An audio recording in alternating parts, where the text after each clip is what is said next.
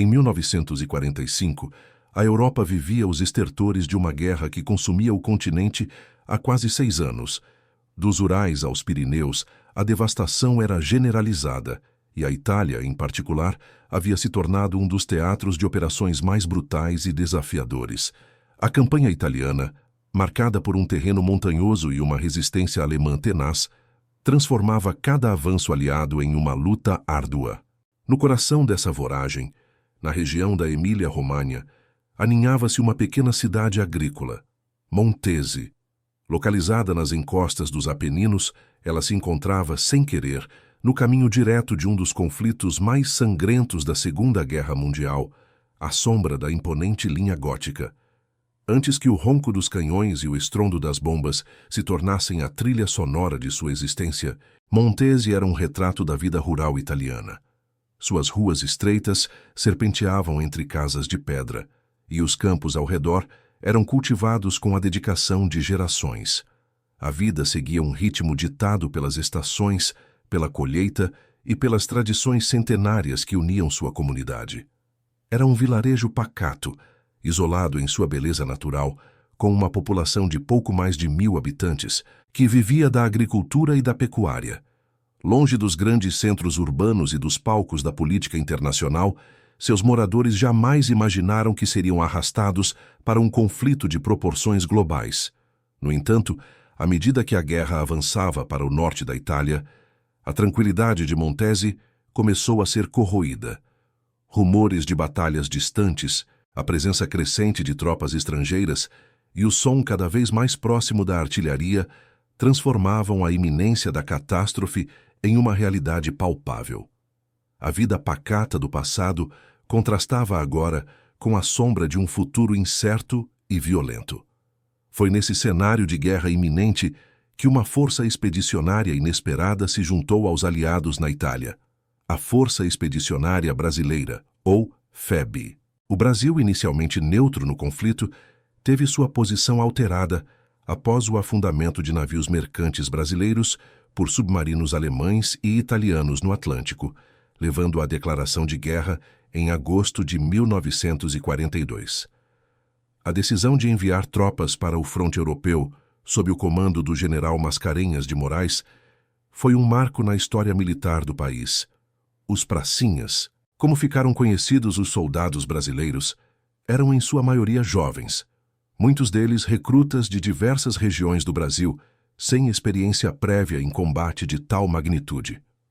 Sua jornada até a Itália foi longa, atravessando o Atlântico em comboios que enfrentavam a ameaça de U-boats alemães.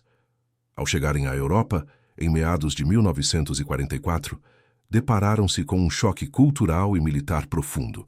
O inverno europeu rigoroso, o terreno montanhoso e rochoso dos Apeninos, a sofisticação da engenharia de defesa alemã e a escala da destruição eram realidades para as quais poucos estavam preparados. Apesar do ceticismo inicial de alguns aliados e da inexperiência em combate de grande escala, a FEB estava determinada a cumprir sua missão, adaptando-se rapidamente às duras condições da guerra. Avançando sobre a península italiana, as forças aliadas se depararam com a linha gótica, uma complexa e formidável série de fortificações defensivas construídas pelos alemães através dos Apeninos. Esta linha, que se estendia do Mar Tirreno ao Mar Adriático, era composta por bunkers de concreto, postos de metralhadoras, campos minados e intrincadas redes de trincheiras, tudo estrategicamente posicionado para aproveitar o terreno montanhoso e deter o avanço aliado. Montese não era apenas uma pequena cidade. Ela representava um ponto estratégico crucial, uma das últimas defesas alemãs antes de importantes vales e rotas de acesso para o norte da Itália. As tropas nazistas haviam fortificado o vilarejo, transformando casas civis em postos de observação e defesa e as ruas em labirintos de barricadas. Para a população local, a ocupação alemã significava escassez, requisições, trabalho forçado e a constante ameaça de represálias. A expectativa da batalha iminente gerava um medo paralisante. Os moradores de Montese sabiam que, a qualquer momento, seu lar se tornaria o epicentro de um confronto violento. presos entre as forças que avançavam e as defesas que resistiam. A guerra, que antes era uma ameaça distante, estava agora à sua porta, pronta para consumir tudo. Em abril de 1945, a Força Expedicionária Brasileira recebeu uma das missões mais desafiadoras de sua campanha na Itália: a conquista de Montese. Esta pequena cidade, fortificada pelos alemães, era um ponto estratégico vital na linha gótica, controlando acessos cruciais para o Vale do Pó e importantes rotas em direção ao norte. A operação, parte de uma ofensiva aliada maior para romper definitivamente as defesas alemãs, exigiria um esforço concentrado e um combate intenso. O plano previa um ataque coordenado, com a FEB visando Montese e outras unidades aliadas avançando em frentes adjacentes. A topografia da região apresentava um desafio significativo, com terreno montanhoso e acidentado que favorecia os defensores alemães, que haviam construído uma rede complexa de bunkers, posições de metralhadoras e campos minados. A primeira divisão de infantaria expedicionária, DI, brasileira, foi encarregada da tarefa, com o ataque principal designado ao 1º Batalhão do 11º Regimento de Infantaria, apoiado por artilharia e engenharia. A ofensiva começou na madrugada de 14 de abril de 1945, sob uma neblina densa e um frio cortante. Os alemães, principalmente elementos da 1ª Divisão de Paraquedistas e unidades de infantaria de montanha, estavam bem entrincheirados e determinados a resistir. A batalha iniciou com intenso bombardeio de artilharia brasileiro, seguido pelo avanço da infantaria. Apesar da resistência inicial, os pracinhas penetraram nas defesas externas e iniciaram o combate dentro da própria cidade. O progresso foi lento, marcado por emboscadas e contra-ataques ferozes. A cada rua, a cada casa, uma nova linha de defesa alemã se apresentava, transformando a luta em um confronto de proximidade e alta intensidade. A batalha por Montese rapidamente se transformou em um combate urbano brutal, travado casa a casa, rua a rua. A cidade foi liberada sob fogo duro, com os soldados brasileiros enfrentando atiradores de elite alemães posicionados em janelas e telhados, metralhadoras disparando de bunkers improvisados em adegas e porões e granadas lançadas de cada esquina. As casas de pedra tornaram-se fortalezas individuais, exigindo que os pracinhas utilizassem granadas de mão, bazucas e explosivos para abrir caminho. A cada avanço, a FEB se via exposta a contra-ataques alemães bem organizados. A cidade mudou de mãos várias vezes, em questão de horas. Em 15 de abril, os alemães lançaram uma série de contra-ofensivas massivas para retomar as posições perdidas. Os combates se estenderam por dias, com a infantaria brasileira resistindo a ataques blindados e ondas de infantaria alemã, muitas vezes com recursos limitados. A luta era constante, com poucas pausas. O som de fuzis, metralhadoras e explosões era incessante, e o cheiro de pólvora e destruição pairava sobre a cidade. O terreno acidentado e a fumaça da batalha frequentemente impediam o apoio aéreo eficaz, deixando a infantaria brasileira dependente de sua própria resiliência. Quando a batalha cessou, o cenário em Montese era de completa devastação. A pequena cidade agrícola estava reduzida a ruas em escombros e luto. Praticamente todas as edificações haviam sido danificadas ou completamente destruídas. A igreja, ponto central da comunidade, estava em ruínas, com seu campanário derrubado. As casas jaziam em pilhas de pedra e madeira carbonizada. A infraestrutura básica, incluindo estradas, pontes e sistemas de água, havia sido pulverizada. A população civil, que havia se escondido em porões e abrigos improvisados, emergiu para encontrar um cenário de destruição. Muitos haviam perdido suas casas, seus bens e entes queridos. Centenas de moradores estavam desabrigados, sem acesso a comida, água potável ou atendimento médico. O luto e a incerteza pairavam no ar, testemunhando o preço pago pela liberdade. A conquista de Montese pela Força Expedicionária Brasileira, em 17 de abril de 1945, representou uma vitória estratégica significativa para os aliados.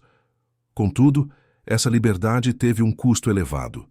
A FEB sofreu dezenas de mortos, centenas de feridos e alguns desaparecidos. Os alemães também registraram perdas substanciais, com centenas de soldados mortos, feridos e capturados. Para os moradores de Montese, a libertação significou o fim da ocupação alemã e dos intensos combates, mas também o início de um período de imensa dificuldade e reconstrução. A exaustão dos pracinhas era palpável. Após dias de combate ininterrupto, enfrentando um inimigo determinado e as adversidades do terreno e do clima, o alívio de ter cumprido a missão era acompanhado pela dor das perdas e pela visão da destruição. Estrategicamente, a captura de Montese abriu caminho para o avanço aliado em direção ao Vale do Pó, facilitando a tomada de Modena e Bolonha e acelerando o colapso final das forças alemãs na Itália. Para a população de Montese, a alegria da liberdade era mitigada pela magnitude da catástrofe. A cidade precisava ser reconstruída. Em meio aos escombros e ao luto, começava a surgir uma nova esperança, e com ela, a semente de um laço inesperado entre os libertadores e os libertados. Após o intenso combate, que culminou na libertação de Montese em 17 de abril de 1945, o cenário que se apresentou aos soldados da Força Expedicionária Brasileira era de desolação. O silêncio que se seguiu aos dias de artilharia e fuzilaria era pesado, preenchido apenas pelos gemidos dos feridos e pelo choro dos sobreviventes. Ruas antes vibrantes com a vida rural estavam agora cobertas por escombros, poeira e o cheiro metálico de sangue e pólvora. As casas, muitas delas sem telhados ou paredes, eram esqueletos de pedra que testemunhavam a ferocidade da batalha. Dos porões e abrigos improvisados, a população civil começou a emergir cautelosamente, para encontrar não apenas a liberdade, mas também a destruição total de seu lar. Crianças, idosos e mulheres, famintos e traumatizados, depararam-se com os soldados brasileiros, que, recém-saídos do combate, também carregavam as marcas físicas e psicológicas da luta. A visão da miséria humana era inegável. A falta de comida, água potável, abrigo e assistência médica era generalizada. Neste momento crítico, a liderança da FEB, ciente da magnitude da catástrofe humanitária, tomou uma decisão que transcenderia o mero dever militar. Não bastava ter libertado Montese. Era imperativo estender a mão aos seus habitantes, passando do papel de combatentes para o de socorristas. Esta atitude, incomum para muitas forças de ocupação ou libertação, foi motivada por uma combinação de empatia e uma compreensão da responsabilidade moral que acompanhava a vitória. A decisão de auxiliar a população de Montese rapidamente se traduziu em ações concretas. Os pracinhas, muitos deles oriundos de famílias humildes do Brasil e sensíveis à condição de vulnerabilidade, começaram a compartilhar o que tinham. As rações de combate, que antes serviam apenas ao sustento dos soldados, foram repartidas com os civis famintos. Café, açúcar, biscoitos e até mesmo chocolate, itens escassos para os italianos sob ocupação, tornaram-se símbolos de solidariedade. Mais do que alimento, a FEB forneceu assistência médica essencial. Os enfermeiros e médicos da Força Expedicionária montaram postos de atendimento improvisados, utilizando seus kits de primeiros socorros e medicamentos para tratar ferimentos de batalha, doenças e desnutrição. Centenas de moradores foram socorridos, recebendo curativos analgésicos e, em casos mais graves, intervenções cirúrgicas básicas. A reconstrução física da cidade também se tornou uma prioridade. Engenheiros e operários entre os soldados brasileiros, utilizando suas habilidades e ferramentas militares, começaram a ajudar no desescombro. Telhas, muitas delas recuperadas de depósitos militares ou de edificações menos danificadas, foram distribuídas e utilizadas para cobrir os telhados destruídos. Soldados com experiência em carpintaria ou alvenaria auxiliavam na reparação de paredes e na construção de abrigos temporários. O trabalho era árduo e manual, mas a presença e o esforço dos brasileiros eram uma fonte constante de esperança para os monteseses.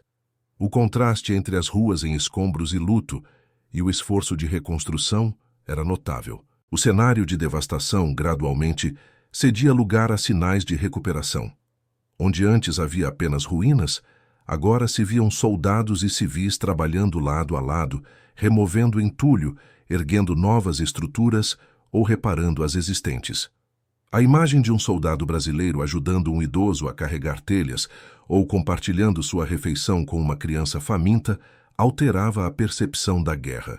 As primeiras refeições compartilhadas, muitas vezes sob tendas improvisadas ou em pátios abertos, eram momentos de confraternização que iam além da necessidade básica. Nesses encontros, a barreira da língua era superada por gestos de gentileza e sorrisos. Os feridos antes abandonados à própria sorte recebiam tratamento e cuidados, e a recuperação de cada um era celebrada pela comunidade. Essa reconstrução, com a ajuda de quem tinha chegado como soldado e ficou como amigo, não se limitava apenas à infraestrutura física.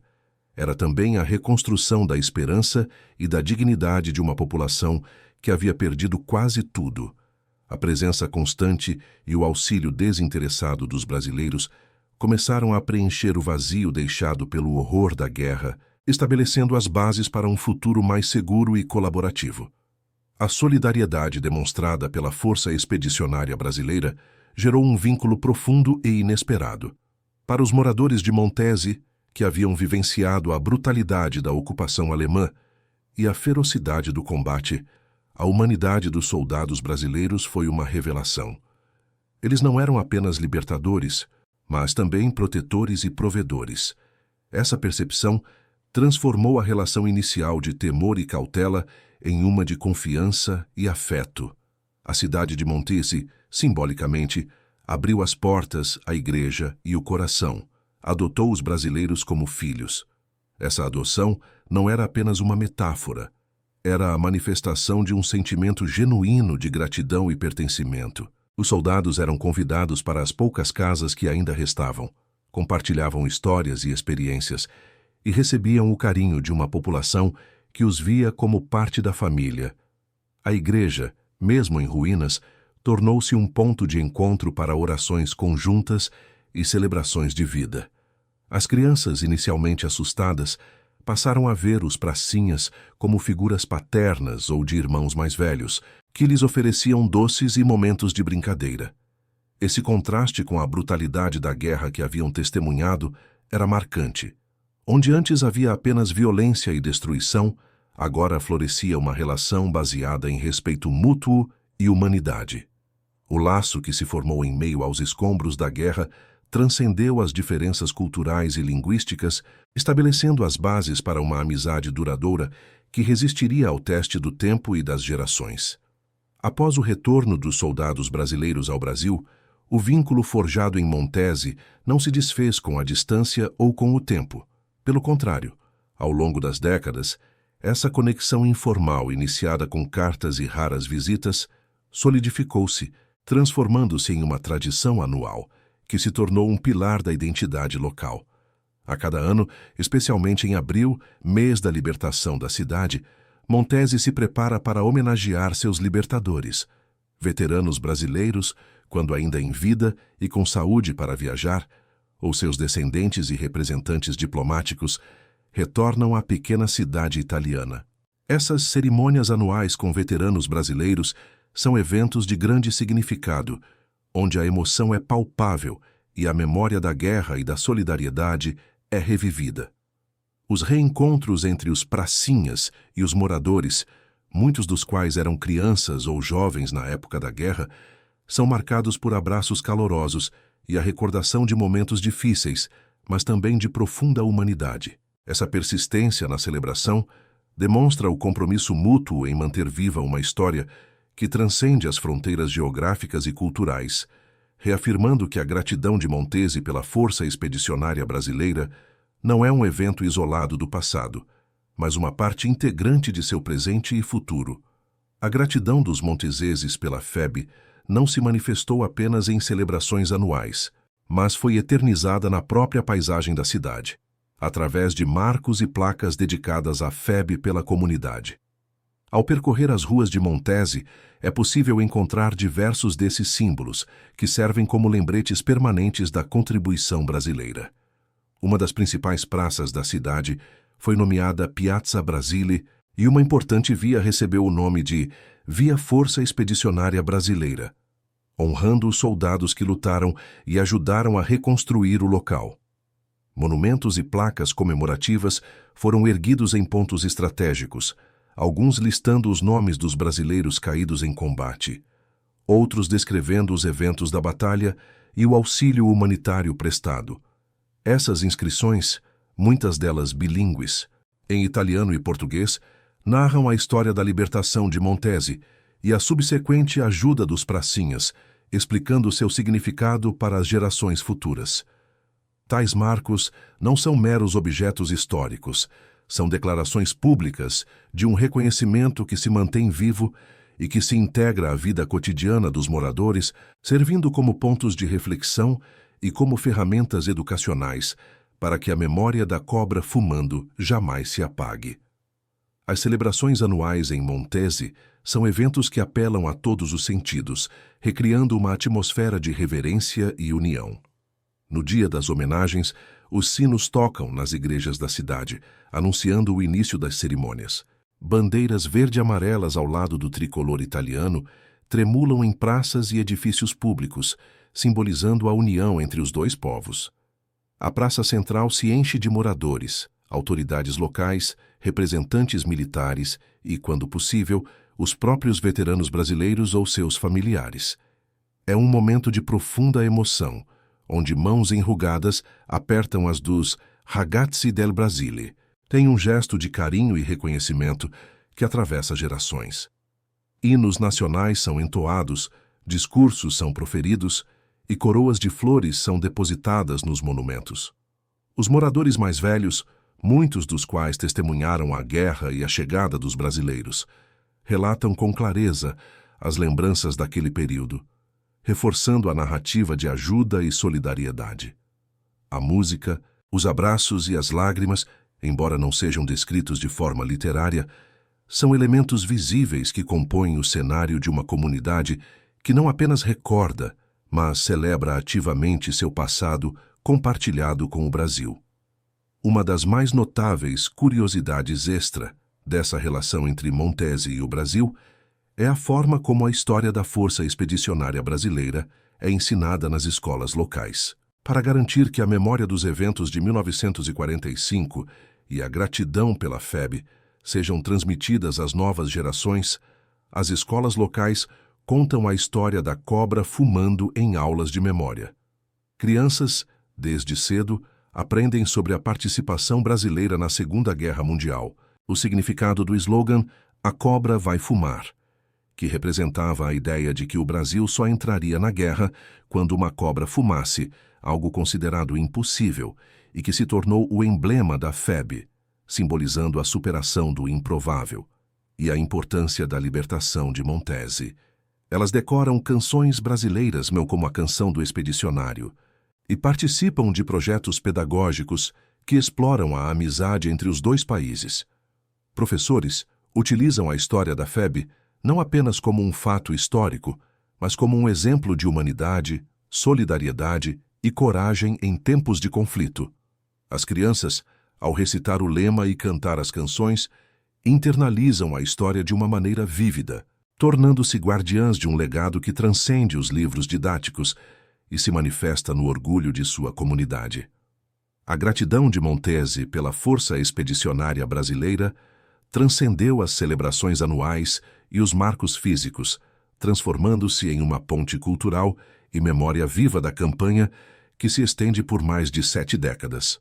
Esse intercâmbio foi impulsionado não apenas pelo reconhecimento da libertação, mas pela profunda solidariedade demonstrada no pós-batalha. O vínculo inicial deu origem a uma série de iniciativas que fortaleceram os laços entre a pequena cidade italiana e o Brasil.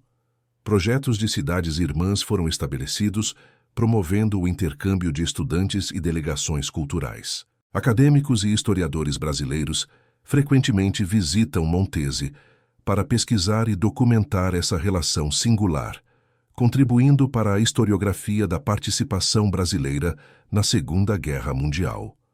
Eventos culturais conjuntos tornaram-se parte da agenda de ambas as comunidades. Apresentações de música brasileira e italiana, exposições de arte e fotografia, que retratam a guerra e a reconstrução, e até mesmo intercâmbios culinários, onde pratos típicos de ambos os países são celebrados, demonstram a profundidade dessa conexão. Montese, por sua vez, tornou-se um ponto de peregrinação para descendentes de veteranos brasileiros, que buscam conhecer o local onde seus antepassados lutaram e o legado de humanidade que deixaram. Essa troca contínua de pessoas e ideias mantém a história viva, garantindo que a memória da FEB não seja apenas um capítulo em livros de história, mas uma experiência compartilhada e em constante renovação. A influência da presença brasileira na identidade local de Montese manifesta-se no orgulho com que os moradores falam do Brasil e na forma como a história da cobra fumando é integrada ao seu cotidiano, estabelecendo um canal permanente de comunicação e afeto entre os dois países. A relação entre Montese e o Brasil representa um exemplo singular na história pós-guerra, distinguindo-se de muitas outras interações entre forças libertadoras e populações civis. Enquanto diversas cidades europeias foram libertadas por forças aliadas, poucas desenvolveram um laço tão profundo e duradouro, quase familiar, como o observado em Montese. A especificidade dessa conexão reside na natureza da ajuda oferecida pelos pracinhas. A assistência humanitária da FEB não foi uma diretriz militar padrão, mas uma iniciativa movida pela empatia dos soldados brasileiros que, ao verem a miséria da população, estenderam a mão além de seu dever de combate. Eles não apenas derrotaram o inimigo, eles permaneceram para ajudar a reconstruir vidas e lares, compartilhando seus próprios recursos em um momento de escassez generalizada. Essa ação incondicional de bondade, em meio à brutalidade e à desumanização da guerra, deixou uma marca indelével nos moradores de Montese. A gentileza, o respeito e a solidariedade dos soldados brasileiros contrastavam fortemente com a experiência da ocupação e do conflito, estabelecendo um precedente para uma relação baseada na confiança mútua. A percepção de que os brasileiros eram mais do que soldados, mas amigos e, posteriormente, parte da família, é o cerne do que torna essa história tão especial e duradoura. Não se tratava apenas de uma vitória militar que resultou na rendição do inimigo. Tratava-se de uma vitória da humanidade, onde a compaixão prevaleceu sobre o horror, transformando o cenário de guerra em um palco para o nascimento de uma amizade eterna. A perenidade da memória em Montese não é um fenômeno estático, mas um processo contínuo e conscientemente cultivado pelas gerações. O nunca esqueceu, que define a relação da cidade com o Brasil, manifesta-se ativamente no presente e projeta-se para o futuro. As crianças que hoje aprendem sobre a cobra fumando nas escolas são os adultos de amanhã, encarregados de transmitir essa história aos seus próprios filhos. Essa transmissão intergeracional é assegurada por instituições locais, como museus e arquivos históricos, que preservam documentos, fotografias e testemunhos da época. As associações de moradores e as autoridades municipais desempenham um papel fundamental na organização das cerimônias anuais e na manutenção dos monumentos dedicados à FEB, garantindo que a história seja contada e recontada. Além disso, o turismo de memória tem se desenvolvido, atraindo visitantes interessados em conhecer essa faceta única da Segunda Guerra Mundial. A importância de lembrar não se limita à batalha em si, mas se estende crucialmente à solidariedade que a seguiu. A história de Montese serve como um testemunho de que, mesmo nos momentos mais sombrios da história humana, a capacidade de ajudar e de construir pontes de amizade pode emergir e perdurar. É um legado que transcende a esfera militar, oferecendo uma lição universal sobre compaixão, resiliência e a capacidade de reconstrução, não apenas de cidades, mas de laços humanos. A memória de Montese é um farol que ilumina a possibilidade de que, mesmo após a guerra, a humanidade pode prevalecer. Em Montese, a narrativa da Segunda Guerra Mundial se encerra não com a rendição das forças inimigas, mas com a consolidação de um laço que virou família. A vitória brasileira não foi apenas estratégica, foi humanitária. O que começou como uma missão militar em abril de 1945, em meio aos escombros e ao luto, transformou-se em uma amizade que desafia o tempo e as fronteiras. As imagens finais do documentário capturam essa essência. Moradores de Montese, com suas mãos enrugadas, apertando as mãos de veteranos brasileiros ou seus descendentes em um abraço que simboliza a gratidão e o reconhecimento. As bandeiras verde e amarelas do Brasil e o tricolor italiano tremulam lado a lado, não apenas em cerimônias oficiais, mas em corações e mentes, representando um elo indissolúvel. Montese é, portanto, um testemunho vivo de que, embora a guerra tenha o poder de separar e destruir, a humanidade e a solidariedade possuem uma força ainda maior, capaz de unir povos e construir uma família eterna, mesmo em meio às cinzas do conflito.